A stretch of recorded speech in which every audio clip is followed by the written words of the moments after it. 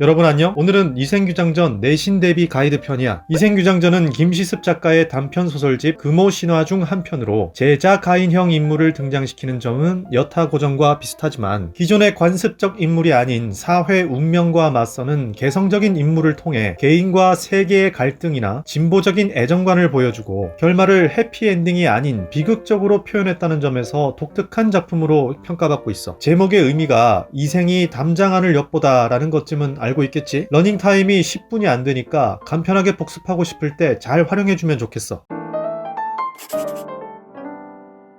발단, 고려 말의 송도, 이생과 최여인은 담장 너머로 시를 주고받다가 연애를 한다. 이 사실을 안 이생의 아버지가 그를 시골로 내려보내고 최여인은 상사병에 걸려 다 죽어가는데 딸을 살리려는 그녀의 아버지가 나서서 결국 이생과 최여인은 혼이 난다. 홍건적의 난이 일어나 가족이 흩어지고 최여인이 죽은 뒤 이생이 혼자 살아 집에 돌아온다. 절정, 최여인의 환신이 나타나 이생에게 같이 살자고 제안. 이생은 기뻐하며 이때부터 집 밖에 나오지 않고 지낸다. 결말, 기한이 끝나 최여인이 할 수 없이 저승으로 돌아가자 이생은 그녀의 유고를 장사 지내고 홀로 살다 두세 달 만에 죽는다. 소설 속 배경은 고려말 공민왕 집권기 송도에서 벌어지는 일인데 김시습이 이 소설을 쓴 시기는 조선 단종 폐위 사건 이후에 쓴 것이니 구별해주고 김시습이 생육신 중 한 명으로 벼슬을 포기하고 묻혀 살았기 때문에 최여인의 죽음을 단종의 죽음에 비유하고 이생은 김시습에 비유하고 있다는 해석도 있어. 장르는 한문소설, 전기소설, 명혼소설이라고 하는데 여기서 전기라는 말은 일대기라는 뜻이 아니라 비현실적, 환타지라는 뜻이고 명혼이라는 말은 죽은 자와 산 자의 사랑을 다루었다라는 뜻이야. 시점은 보다시피 인물의 속마음과 내면 심리를 직접적으로 언급하고 있기에 전지적 작가 시점이고 서술 방식은 위 표현과 같이 시간의 흐름에 따라 순행적으로 전개되고 있고 또 위와 같이 묘사를 통해 정서적인 부분을 잘 건드리고 있어. 구조상으로 세 번의 만남과 세 번의 이별을 반복하고 있는데 첫 번째 만남 후 이별은 이생 아버지의 반대로 이생이 학업에 매진할 시기이자 가문 문벌의 차이를 이유로 반대하고 있는데 여기서 사회적 관습과 제도를 확인할 수 있고 두 번째 혼인 후의 이별은 홍건적의 난, 고려 공민왕 시기 실제 전쟁을 배경으로 해서 사실성을 드러낸다는 선지로 언급되기도 하고 세 번째 환신 후의 이별은 최여인의 혼이 결국엔 저승에 돌아가야 함을 뜻하여 운명론적 관점을 보여주고 있어. 이러한 반복은 점차 두 사람의 애정도를 높이고 결말에 비극성을 부각하는 효과가 있어. 뭐야 또 이별이야? 너무하잖아. 불쌍해 같은 독자의 반응을 유도하고 있는 거지.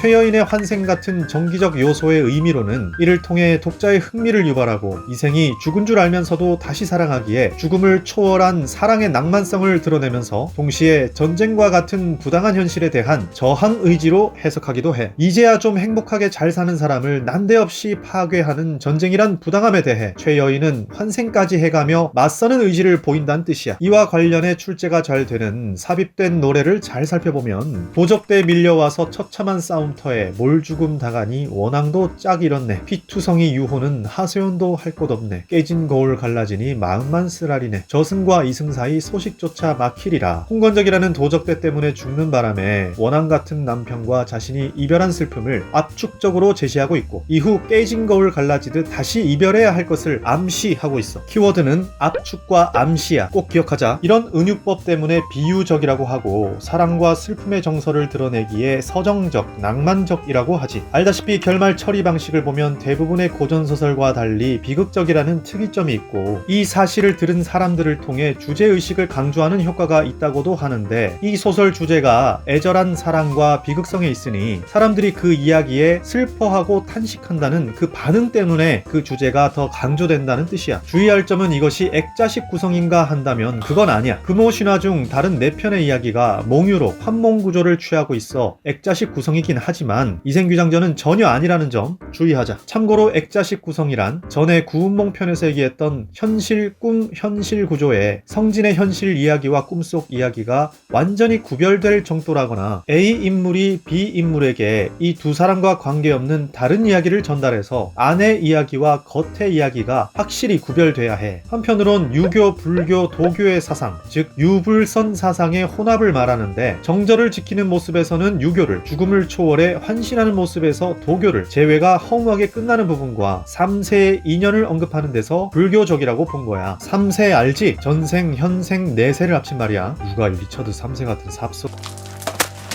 또 최여인의 적극성을 드러내는 부분으로는 이생에게 담을 넘어오라는 편지하는 모습이나 이생과의 혼인을 허락해주지 않으면 죽겠다고 불효녀 선포하는 모습, 홍건적의 위협에 맞서 저항하는 절개, 죽어서도 위생을 만나러 환신해 돌아오는 의지에서 잘 드러나고 있어. 자, 이제 마무리 단계로 주의할 만한 문제의 선지를 보자면, 위 문장을 사자성어로 표현하면 인생무상 혹은 일장춘몽인데, 이 허무한 정서와 비슷하게 표현한 시를 고르라는 문제가 단골 손님이니 기억해두고, 이 소설이 운명과의 갈등에서 이를 극복해 인간의 의지를 보여주는가 묻는다면 어떨까? 또 누가 맞다고 하니? 전에도 말했듯 국어 내시는 항상 말의 뉘앙스를 섬세하게 봐야 한다고 그랬지. 이 소설이 개인과 세계, 개인과 운명이 갈등하고 저항한다고는 했지만 이를 다 극복했다고 말한 적은 없어. 말이 비슷하다고 다 홀수가 아니란 말이. 또 조심할 선지로, 감각적이고 낭만적 배경 묘사를 통해 인물의 심리를 간접적으로 형상화한다고 묻는다면